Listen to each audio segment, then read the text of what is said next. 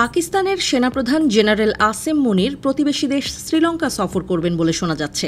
সফরের আগেই নানা রকম জল্পনা কল্পনা শুরু হয়েছে।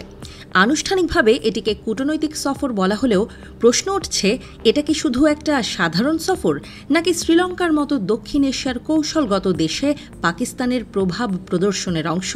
এই নিয়ে শুরু হয়েছে আলোচনা। পাক সেনাপ্রধানের এই সফরের সময়টি সবচেয়ে গুরুত্বপূর্ণ, কারণ ভারতের প্রধানমন্ত্রী নরেন্দ্র মোদীর মালদ্বীপ সফরের ঠিক আগে শ্রীলঙ্কা সফরে যাচ্ছেন তিনি।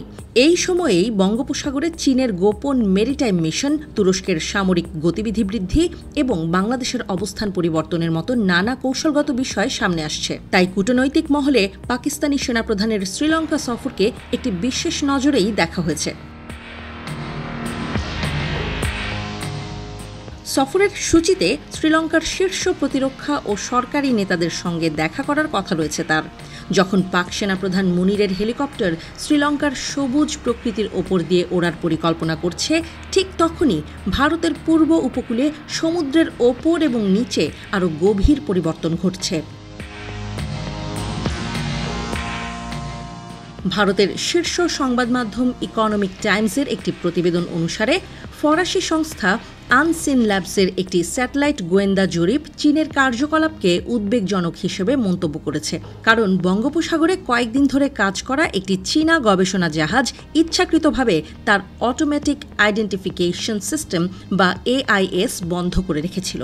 আনসিন ল্যাবসের সন্দেহ হল এই চীনা গবেষণা জাহাজটি সম্ভবত কৌশলগত উদ্দেশ্য নিয়ে কাজ করছিল।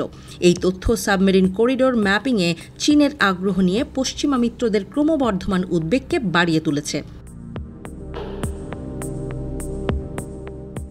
একই সময়ে ভারতের উদ্বেগ বাড়িয়ে বাংলাদেশে নীরবে কৌশলগত ভিত্তি স্থাপন করছে তুরস্ক।